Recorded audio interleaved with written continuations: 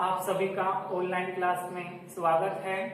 जैसे कि हम पिछली वीडियो में व्यंजन स्टार्ट किया था और व्यंजन को जो है हमने मूल व्यंजनों की संख्या बताई थी। मूल व्यंजन जो होते हैं उनकी जो संख्या होती है 33 होती है। मूल व्यंजन जो है इसमें जो है स्पर्श व्यंजन आते हैं मूल व्यंजनों में, स्पर्श व्यंजन। दूसरे नंबर पर अंतस्थ व्यंजन और हमारे जो है तीसरे नंबर पर ऊष्म व्यंजन। स्पर्श व्यंजनों की संख्या जो हम बता चुके हैं, पढ़ा चुके हैं। इनकी जो संख्या होती है 25 होती है। अंतस्थ व्यंजनों की जो संख्या होती है 4 होती है। ऊष्म व्यंजनों की जो संख्या होती है 4 होती है। इस प्रकार से हमारे जो टोटल हैं ये 33 मूल व्यंजन निकलकर आ जाते हैं। अगर पूछता है कि मूल व्यंजन के कितने भेद हैं, तो हम बता सकते हैं कि मूल व्यंजन के जो है 3 भेद होते हैं, स्पर्श व्यंजन, अंतस्थ व्यंजन और ऊष्म व्यंजन। अगर वो मुख्य रूप से ऐसे ही पूछ लेता है कि व्यंजन के कितने भेद हैं, मुख्य रूप से व्यंजन के कितने भेद होते हैं, तो हम बताएंगे 5 होते हैं, जिनमें जो है हमारा स्पर्श व्यंजन, अंतस्थ व्यंजन, तीसरा ऊष्म व्यंजन, चौथा हमारा जो है आ जाता है उत्क्षिप्त व्यंजन और फिर आ जाता है हमारा संयुक्त व्यंजन। ये टोटल जो है 5 हो जाते हैं। ठीक, आ जाता है उत्क्षिप्त, फिर 5 हो जाता है संयुक्त व्यंजन, संयुक्त व्यंजन। इस प्रकार से जो है 5 हो जाते हैं। और हम जो है स्पर्श व्यंजन हम पढ़ चुके हैं पिछली वीडियो में। आज जो हमें पढ़ना है अंतस्थ व्यंजन पढ़ने हैं। ठीक है, तो आज हम स्टार्ट करने जा रहे हैं अंतस्थ व्यंजन। अंतस्थ व्यंजन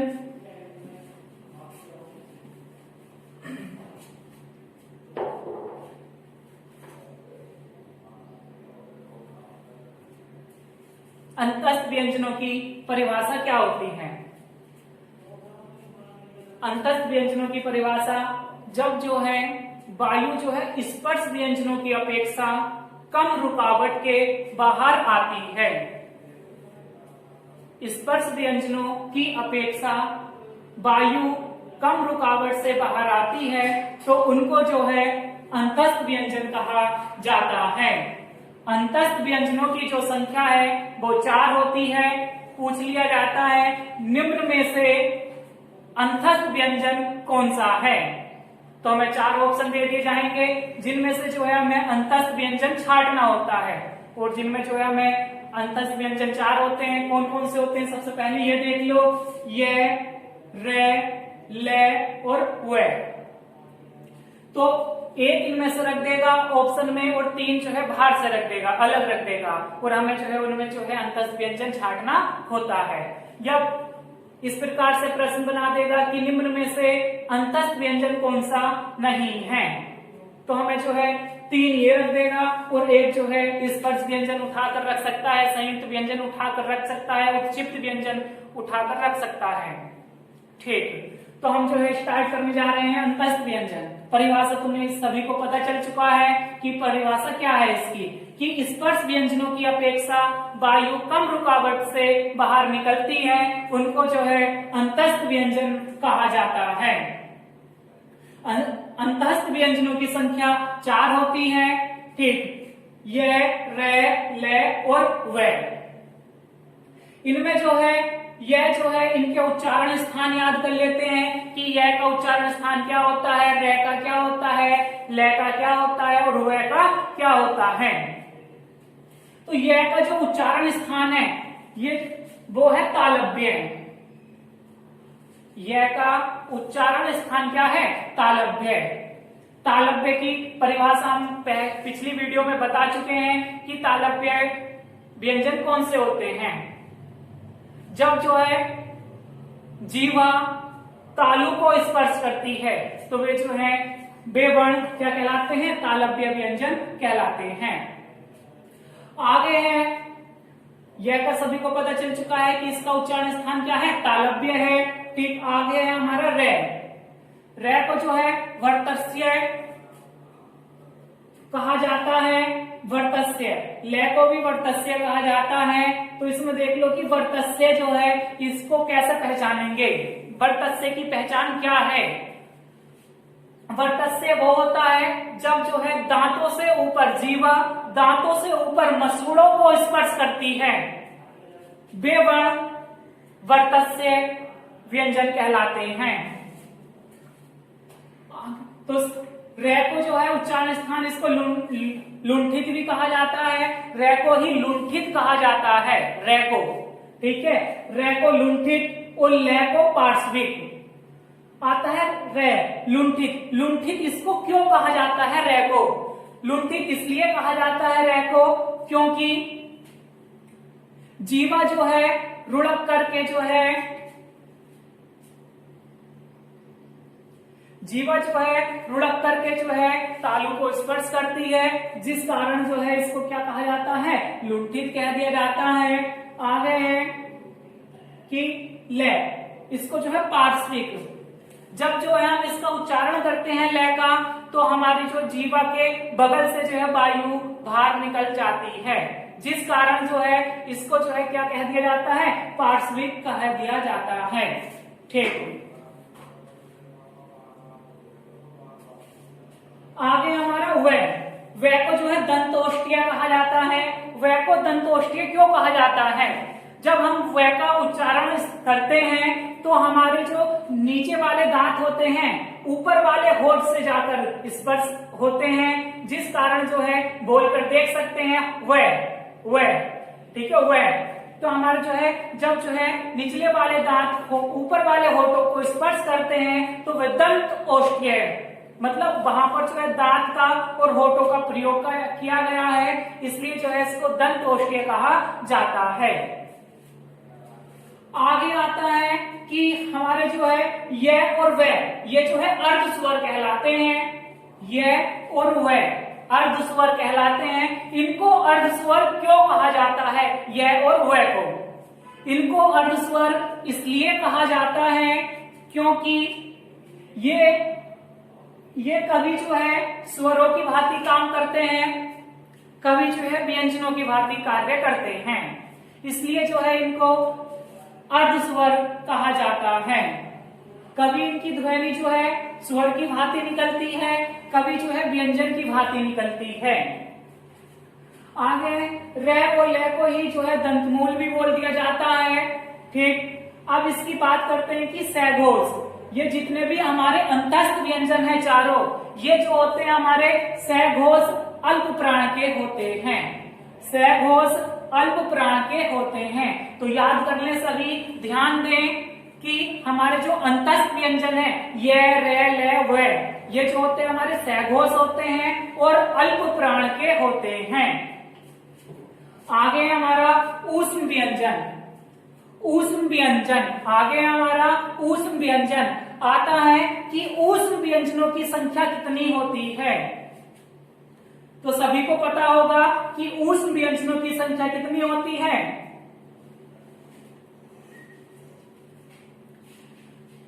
इनकी जो संख्या होती है वो होती है 4। ठीक, ये कौन कौन से होते हैं, से और है। ऊष्म व्यंजन की जो परिभाषा है वो परिभाषा क्या है, ऊष्म व्यंजन की परिभाषा है जब हम जो है ऊष्म व्यंजन का उच्चारण करते हैं तो वायु जो है किसी स्थान को जो है स्पर्श करके ज्यादा घर्षण से जो है बाहर निकलती है, जिससे जो है हमारे मुंह में जो है गर्माहट पैदा होती है, गर्मी पैदा होती है, इसीलिए जो है इन व्यंजनों को ऊष्म व्यंजन कहा जाता है। ऊष्म व्यंजनों की संख्या 4 होती है, जैसा हमने अभी बताया है। ऊष्म व्यंजनों को जो है संघर्षी व्यंजन भी कहा जाता है। अगर ऊष्म व्यंजनों की बात आ जाए तो इनको जो है संघर्षी व्यंजन भी कहा जाता है। तो हमारे से और है। ठीक, तो अब इनका उच्चारण स्थान याद करते हैं हम कि से को जो है वर्तस्य, देखो इसका उल्टा करना है सभी को, इसको याद करने के लिए देख लें, एकदम से याद हो जाएगा भैया कि इसमें जो है वर्तस्य ऊपर कर दो, तालव्य नीचे कर दो, तो हमारा जो है देखो वर्तस्य ऊपर करेंगे तो हमारा स, छोटा जो स है वो जो है हमारा वर्तस्य हो जाता है, और वर्तस्य का मैंने उच्चारण स्थान बताया है, ठीक है, कि वर्तस्य किसको कहा जाता है, परिभाषा भी बताई है, ठीक।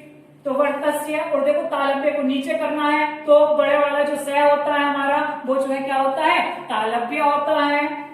पेचरा से, पेचरा से आ जाता है, ठीक, इसको जो है मूर्धन्य कहा जाता है। मूर्धन्य की परिभाषा हम पीछे बता चुके हैं, पहचान की क्या होता है मूर्धन्य, ठीक। जीवा जब जो है मूर्धा को स्पर्श करती है मूर्धन्य कहलाता है, ठीक। पेच रस जो है क्या होता है, मूर्धन्य होता है। और स्वरों में कौन सा ऐसा वर्ण है जो मूर्धन्य है, तो हमारा जो री है, ठीक है, री जो है हमारा उच्चारण स्थान जो होता है री का वो मूर्धन्य होता है। और व्यंजनों में हम जानते हैं कि मूर्धन्य क्या है, पेच रस है। और हमारा कौन सा वर्ग, स्पर्श व्यंजन का कौन सा वर्ग मूर्धन्य होता है, तो हमारा टे जो वर्ग होता है, टे वर्ग जो होता है हमारा वो जो है क्या होता है, मूर्धन्य होता है।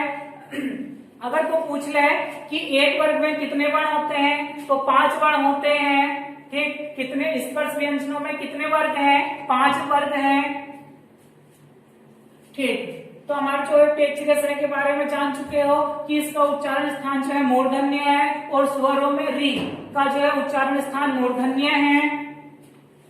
आगे हमारा है, तुमने देखा होगा कि है जो हमारा कंठीय है, इसी को जो है स्वर तंत्र मुखी भी कह दिया जाता है। और काकल्य, ठीक है, काकल्य भी है को ही कहा जाता है, ठीक। कंठ्य हमारा है। और तुमने देखा होगा कि हमारा जो है स्वरों में ठीक, का जो उच्चारण स्थान है वो भी क्या है, हमारा कंठ्य है, ठीक। क्योंकि जो है इसके लास्ट में जो है के जो लास्ट में है की आवाज आ रही है, ठीक, जिस कारण जो है ये इन दोनों का उच्चारण स्थान क्या हो जाता है, कंठ्य हो जाता है। अब देखो हम इसको याद करेंगे कि देखो ऊष्म व्यंजन, ये हमारे जो अंतस्थ व्यंजन होते हैं सहघोष होते हैं, अल्प प्राण के होते हैं। ऊष्म व्यंजन जितने भी तीनों जो सह होते हैं, ठीक, यहाँ देखो सहघोष, यहाँ भी सहघोष, ये तो जानते हो कि भाई यहाँ पर ऊष्मा निकल रही, गर्माहट पैदा होगी, और गर्माहट कब पैदा होगी, जब महाप्राण का होगा वो, ठीक है। तो हमारे जो ऊष्म व्यंजन, वो सब ऊष्म व्यंजन जो होते हैं, संघर्षी व्यंजन जो होते हैं, सबसे पहले तो ये याद कर लो कि ये सभी जो है किसके होते हैं, महाप्राण के होते हैं। अब जो है सहघोष और अघोष की बात करते हैं। जो हमारे सह हैं वे जो हमारे सहघोष होते हैं, ठीक, और है जो है वो जो है अघोष होता है, ठीक। तो जितने भी सह हैं वे हमारे सहघोष होते हैं, और हमारा जो है वो अघोष होता है। इनकी परिभाषा अल्प प्राण, महाप्राण, सहघोष और अघोष की परिभाषा आगे बताऊंगा इसी वीडियो में। आगे देखिए उत्क्षिप्त व्यंजन। उत्क्षिप्त व्यंजन को जो है द्विगुण व्यंजन भी कहा जाता है। ताड़न जात जो व्यंजन होते हैं यही होते हैं उत्क्षिप्त व्यंजन। विकसित व्यंजन भी इन्हीं को कहा जाता है। अगर आ जाए निम्नलिखित में से विकसित व्यंजन कौन सा है, तो हमारा उत्क्षिप्त व्यंजन आ जाएगा। उत्क्षिप्त व्यंजन जो हमारा न और ढ होता है, अब इनके जो उच्चारण स्थान आते हैं, तो तुमने देखा होगा कि ट वर्ग में जो है हमने लिखे थे ट, ठ, और इसी के नीचे बिंदी लगाई थी हमने, ब्रैकेट में लिया था इनको।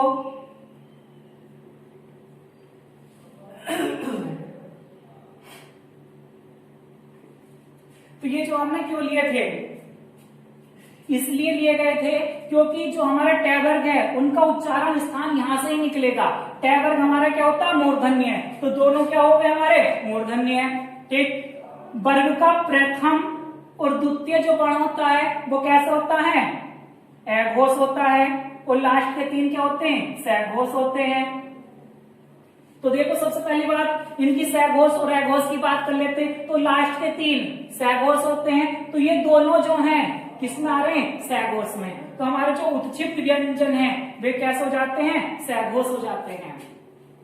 अब बात करते हैं अल्प प्राण और महाप्राण की। तो हमारा वर्ग का प्रथम वर्ण तृतीय वर्ण और हमारा जो पंचम वर्ण होता है वे अल्प प्राण के होते हैं, और हमारा वर्ग का द्वितीय वर्ण और जो चतुर्थ वर्ण होता है वे हमारे महाप्राण के होते हैं। तो तुमने देखा होगा कि ये कौन से नंबर पर आ रहा है, हमारे तीसरे नंबर पर आ रहा है, विषम है, तो विषम नंबर पर आ रहा है तो अल्प प्राण का होगा, तो ये क्या हो गया, अल्प प्राण का हो गया। और हमारा जब ये जो है सम नंबर पर आ रहा है, चौथे नंबर पर आ रहा है, वर्ग के चौथे चतुर्थ वर्ण है, तो हमारा क्या होगा, महाप्राण का होगा। ठीक, अगर पूछे जाने लगे फिर से बता रहा हूं कि विकसित व्यंजन कौन से हैं, तो उत्क्षिप्त व्यंजन को ही विकसित व्यंजन कह दिया जाता है, और ताड़क जात व्यंजन ही इन्हीं को बोला जाता है। आगे बात करते हैं, पांचवा है संयुक्त व्यंजन या संयुक्त अक्षर बोल दिए जाते हैं, व्यंजन आ जाता है। तो हमारे संयुक्त अक्षरों की जो संख्या है, व्यंजनों की जो संख्या है, ठीक है, वो कितनी है, 4 है। ठीक, तो चारों लिखे हुए हैं, नंबर 1 2 3 4। तो हमारा स्टेप, तो ये जो है तुमने देखा होगा कि ये जो है किस किस से मिलकर बना होता है, तो कंफ्यूज हो जाते हैं बच्चे कि वही जो है कभी कुछ लगा देते हैं कभी कुछ, तो इसको जो है हम सिंपल ले लेंगे। जैसे कि हमने लिखा है कक्षा, ये वाले इसका देखेंगे कहां पर प्रयोग किया जाता है, कक्षा में प्रयोग किया जाता है। और इसको बोलकर देखो थोड़ा, कप, थोड़ा रुकावट से बोलेंगे, कप सा, कप सा, कप आ रहा है, कै, तो हमारा क्या हो गया, आगे से किससे स्टार्ट हो रहा है, से स्टार्ट हो रहा है, तो हमारा क्या हो गया, से आ गया। तो ये इस बात को ध्यान रखना है कि हमारा जो प्रथम वर्ण है वो जो है आधा रहना है, ठीक है, और हमारा जो द्वितीय वर्ण है वो पूरा रहना है, उसमें जो है स्वर सहित है, ये हमारा स्वर रहित है। जिसमें जो है ए नहीं होता है, जिसमें स्वर नहीं होता है उसको जो है स्वर रहित कहा जाता है, जिसमें स्वर होता है उसको स्वर सहित कहा जाता है। तो हम जान चुके हैं कि ये जो है किस किस से मिलकर बना होता है। आगे देखो त्रय आ जाता है, त्रय जो है हमारा तंत्र है, तंत्र, इसको थोड़ा इसको भी तोड़कर बोलना हमारा तंत्र। तो तैर रहे, लास्ट में तैर रह की आवाज आ रही है, तंत्र बोलकर देखो, तो जब तय और रह की आवाज आ रही है तो ये तय और रह से मिलकर बनेगा। आगे ज्ञानी, ठीक है, तो ये जो जय और न्याय से मिलकर बनता है। आगे श्रेय, जानते हैं जब किसी का नाम लिया जाता है तो श्री लगा दी जाती है, श्री, से रे श्री, तो अलग बोल कर देख रहे हैं हम, ठीक है, तो से और रे आ जाता है यहाँ पर। ठीक, शुरू के जो वर्ण है, प्रथम जो वर्ण है वे हमारे स्वर रहित रहने हैं, और द्वितीय जो वर्ण है स्वर सहित रहने हैं। आगे बात करते हैं कि घोषत्व के आधार पर व्यंजन। घोषत्व, घोषत्व का अर्थ होता है, घोष का अर्थ जो होता है वो होता है कंपन। घोष का अर्थ क्या होता है, कंपन। ठीक, तो यहाँ पर कहा है कि घोषत्व के आधार पर व्यंजन। तो तुमने घोष देखा होगा, तुमने सुना होगा कि सघोष और अघोष बहुत आया था अभी पीछे, ठीक है, कि सघोष और अघोष। तो अगर वो पूछ ले कि घोषत्व के आधार पर व्यंजन के भेद बताएं या कितने होते हैं, ठीक है, व्यंजन कितने प्रकार के होते हैं, तो हमें बता देना है 2 प्रकार के होते हैं घोषत्व के आधार पर, अघोष और सघोष। बात करते हैं कि इनकी परिभाषा, हमें सघोष और अघोष हमने कहा कि वही जो है वर्ग का जो है प्रथम द्वितीय वर्ण जो है अघोष होता है, तृतीय चतुर्थ और पंचम जो है सघोष होता है। ये हम कह क्यों रहे थे, ये कहां से निकल कर आता है, जब हम इनका उच्चारण करते हैं, जब हम इनको जो है उच्चारण करते हैं, बोलते हैं, पढ़ते हैं, तो हमारा जो स्वर तंत्रिकाओं में जो है जब जो है कंपन नहीं होता, स्वर तंत्रियों में जब कंपन नहीं होता है उसको जो है देखो स्वर तंत्रियों में कंपन नहीं, तो हमारा अघोष कहलाएगा। जब स्वर तंत्रियों में जो है कंपन नहीं होता है तो अघोष कहलाता है, जब स्वर तंत्रियों में जो है कंपन होता है तो हमारा सघोष कहलाता है।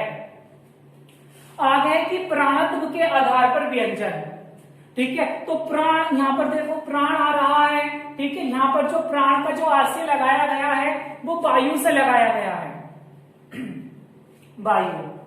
ठीक। तो प्राणत्व के आधार पर तुमने सुना होगा अल्प प्राण महाप्राण, उसमें आ रहा था वही प्राण लिखा हुआ, ठीक। और हमने पढ़ा है अल्प प्राण भी होता है और महाप्राण भी। तो हम बोल सकते हैं अगर वो आ जाए, प्रश्न आ जाए कि प्राणत्व के आधार पर व्यंजनों की संख्या बताए, ठीक है, या कितने भेद होते हैं, तो हम बता सकते हैं 2 भेद होते हैं, एक है हमारा अल्प प्राण, एक है महाप्राण।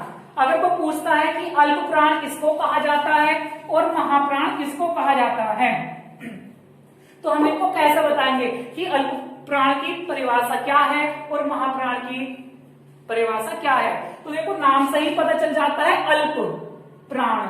अल्प का मतलब जो है कम हो जाता है, ठीक है, और प्राण का अर्थ मैंने अभी बताया था, आज से यहां से जो वायु से लेना है।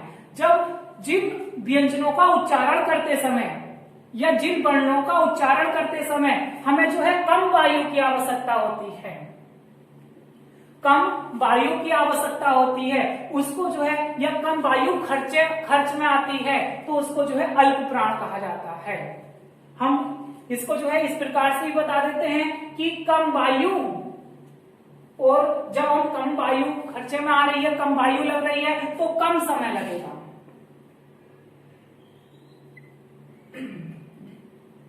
कम समय। तो देखो हम इसकी परिभाषा यही बता सकते हैं या बना सकते हैं कि अल्प प्राण की कम, जब जो है हम किसी वर्ण का उच्चारण करते समय कम समय में कम वायु का यूज करते हैं, उसको जो है अल्प प्राण कहा जाता है। या हमारी ये भी परिभाषा बन सकती है कि अल्प माने कम और प्राण माने वायु। जब जो हम कम वायु का प्रयोग करते हैं या वर्ण के उच्चारण में कम वायु लगती है, उसको अल्प प्राण कहा जाता है।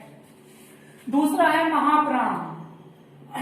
तो देखो ये हमारा ज्यादा से आ गया है, ठीक, और प्राण माने वायु, ठीक। क्या प्राण का अर्थ मैंने बता चुके हैं कि वायु से लगाना है हमें, ठीक। तो ज्यादा वायु मतलब हम बोल सकते हैं कि जहां जो है जिस वर्ण के उच्चारण में अधिक वायु की आवश्यकता होती है, उसको जो है महाप्राण कहा जाता है। हम इसकी दूसरी परिभाषा यही बता सकते हैं इसके अनुसार, जब कम वायु कम समय, तो यहाँ हम क्या बोल सकते हैं कि अधिक वायु, और अधिक वायु को निकालने के समय हमें, जब अधिक वायु बाहर निकालेंगे तो अधिक समय लगेगा, ठीक। तो हम बोल सकते हैं कि अधिक समय, ठीक है। जिन वर्णों के उच्चारण में अधिक वायु का और अधिक समय का प्रयोग किया जाता है, ठीक, उसको जो है महाप्राण कहा जाता है, ठीक। धन्यवाद।